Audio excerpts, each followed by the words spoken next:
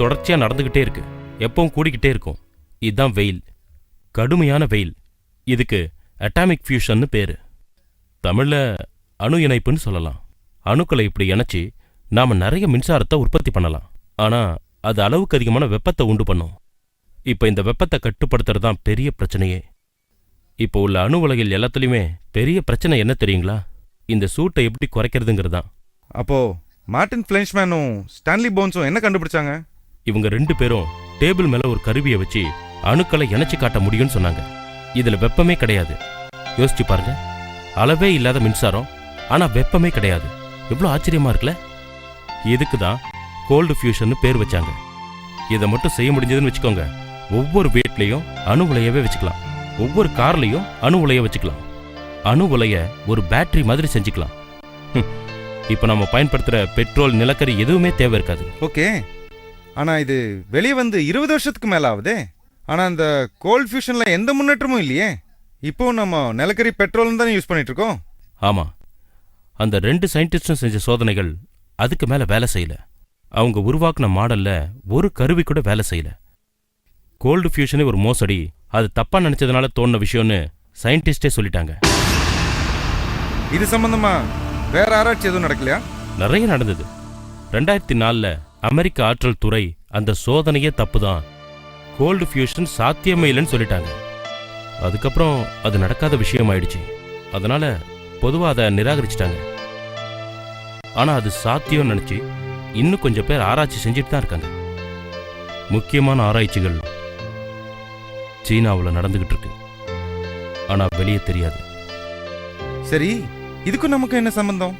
Martin ஃபிளைன்ஸ்மேனும் Stanley போன்ஸும் try பண்ணி நடக்காம போன இதே கோல்டு ஃபியூஷனை பல 1000 வருஷத்துக்கு முன்னாடி செஞ்சு காட்டியிருக்கார் ஒருத்தர்.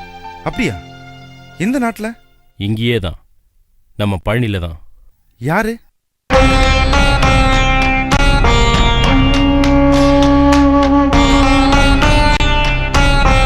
போகர்.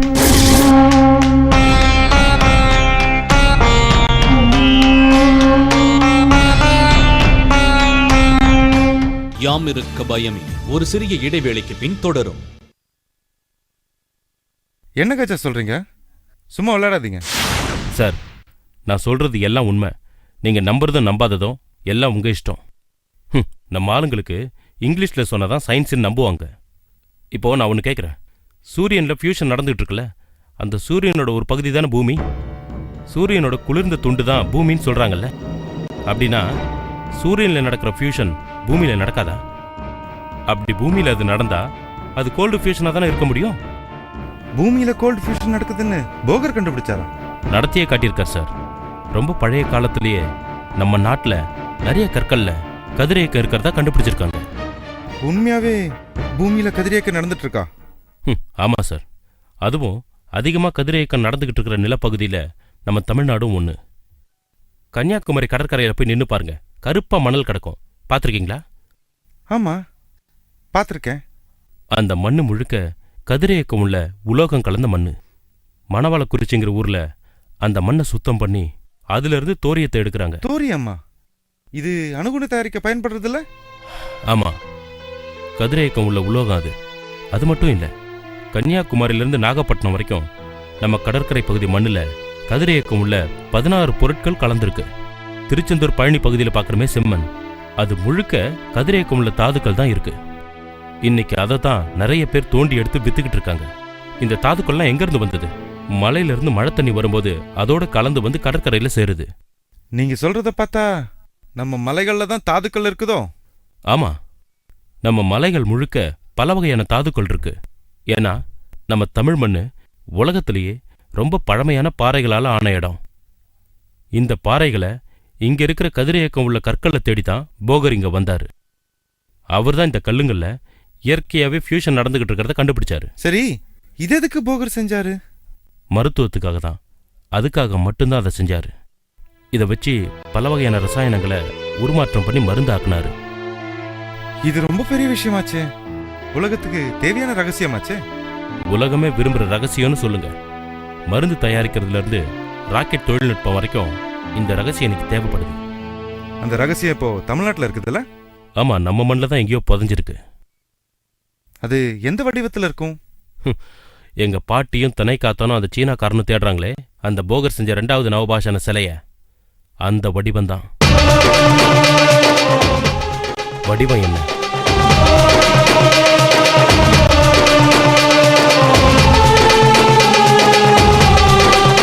அந்த சிலையே தான்.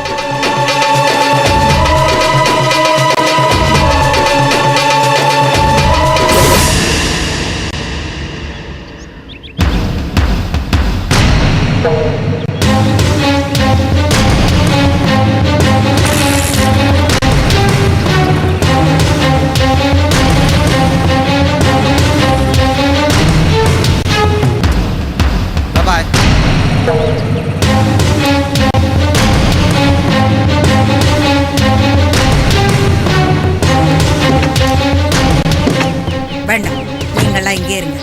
நான் மட்டும் போய் பேசிட்டு வரேன். சரிங்க.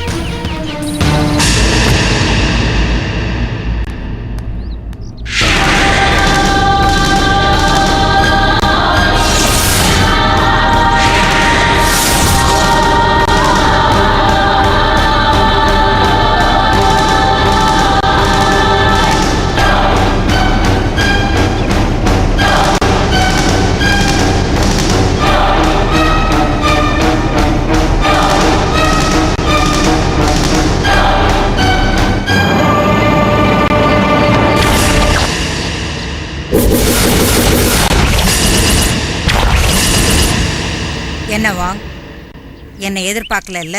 வாங்க. என்ன வாங்கணும்? கம்ப்ளீட் ஸ்வெட்டர் வாங்கணுமா? நேபாளி டிசைன் நிறைய இருக்கு. ஹோல்சேலா ரீட்டெயிலா? நல்லா சமாளிக்கிறேன், நல்லாவே சமாளிக்கிறேன். நான் இங்கே வந்தது வாங்கறதுக்கு இல்லை, உன்னை பார்க்கறதுக்கு. எனக்கு எதுவும் புரியல. வாங்குன்னு சொல்கிறீங்க. பொருளா இல்லை யார் பேரா? எனக்கு நீ ஒத்துழைச்சி ஒரு உதவி செய்யணும். நீங்கள் சொல்கிறது எதுவும் எனக்கு புரியலம்மா. ஏன் புரியல? ஏம்மா, நான் ஒரு சாதாரண நேபாளி, பிழைக்க வந்திருக்கேன். ஸ்வெட்டர் துணியெல்லாம் வித்துட்ருக்கேன். இதை தவிர வேறு எதுவும் எனக்கு தெரியாது. என்கிட்ட போய் உதவி செய்யணும், ஒத்துழைக்கணும்னு சொல்கிறீங்க. எனக்கு ஒன்றும் புரியல. நீ நேபாளி இல்லை, சீனாக்காரன். எனக்கு எல்லாம் தெரியும். நீங்கள் சொல்கிறது சரிதான். நேபாள் கூட இன்னைக்கு சீனா மாதிரி ஆயிடுச்சு. நாங்கள் எல்லாம் நேபாள்லேருந்து ஓடி வந்தவங்க. நிறைய பேர் எங்களை பார்த்து உங்களை மாதிரி குழம்பி போயிருக்காங்க. சீனா யாரு, நேபாளி யாரு, மணிப்பூரி யாரு, திபெத்தியன் யாருன்னு யாருக்கும் தெரியல. குழப்பம் இருக்கத்தான் செய்யும். நடிக்காத. நீ யாருன்னு நல்லா விசாரிச்சுட்டு தான் நான் இங்கே வந்திருக்கேன். உங்ககிட்ட நான் கொஞ்சம் பேசணும். என்கிட்ட என்ன பேச வேண்டியிருக்கு? கம்பளி பத்தியா, ஸ்வெட்டர் பத்தியா? உங்க குழப்பத்துக்கு நான் என்னமா பண்ணுவேன்? நான் வாங்க கிடையாது. நான் மனிஷ் கமருவாலா. கொஞ்சம் சத்தம் போடாம போங்க. வீட்டை காலி பண்ண சொன்னாங்கன்னா பொழப்பு கேட்டு போயிடும். என் பொறுமையை சோதிக்காத, அது உனக்கு நல்லதில்ல. இங்க பாருங்கம்மா, நீங்க யாரையோ 10 குழம்பு இருக்கீங்க. நீங்க தேடி வந்தது நான் இல்லை. விளையாடாத, அதுக்கு இது நேரம் இல்லை. நான் உங்ககிட்ட பேசாம இங்க இருந்து போக மாட்டேன். நீ என்கிட்ட பேசாம நான் உன்னை விட மாட்டேன். எனக்கு விருப்பம் இல்லை. நான் பேசணும்னு சொன்னா பேசியே தீரணும். விவாதம் பண்ணாத. உங்களுக்கு வேற ஏதோ பிரச்சனை. எனக்கு வேலை இருக்குதுமா, நான் கிளம்புறேன். போ, எங்க வேணாலும் போ. நீ வர்ற வரைக்கும் நான் இங்கதான் இருப்பேன். என்கிட்ட இருந்து நீ தப்பிக்க முடியாது.